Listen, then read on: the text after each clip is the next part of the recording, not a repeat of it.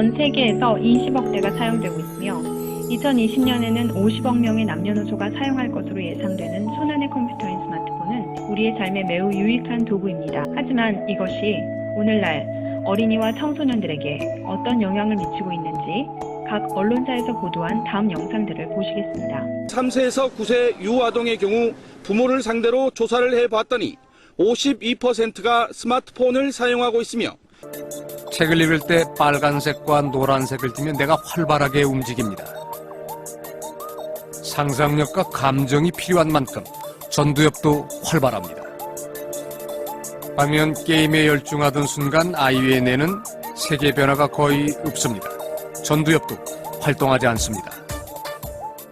니온대학 놀이교수는 게임 시간을 엄격히 제한하라고 권합니다. 약 5인치 디스플레이 속에서 모든 것을 해결하고 있는 청소년들.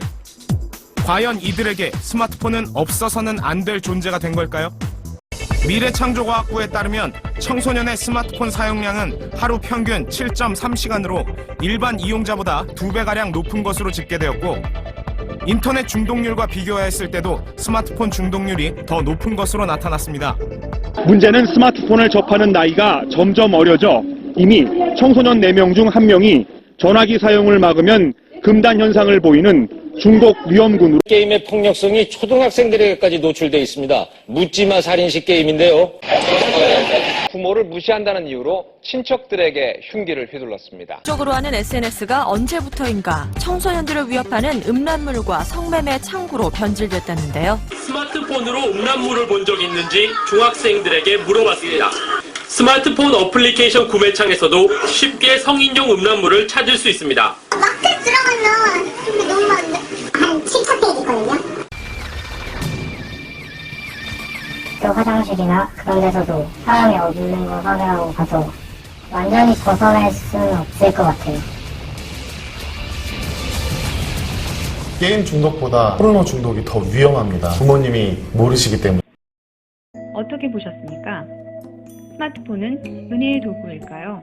아니면 사탄의 도구일까요? 중학생이 스마트폰 스토어에서 음란 영상을 7,000페이지씩 검색하여 보고 있다는 인터뷰는 정말 끔찍한 일이 아닐 수 없습니다. 성도 여러분의 자녀들은 어떻습니까?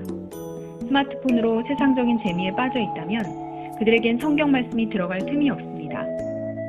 이들이 장성한 후 한국 교회는 어떻게 될까요? 유럽의 교회들처럼 텅 빈 교회의 모습을 연상할 수 있지 않습니까?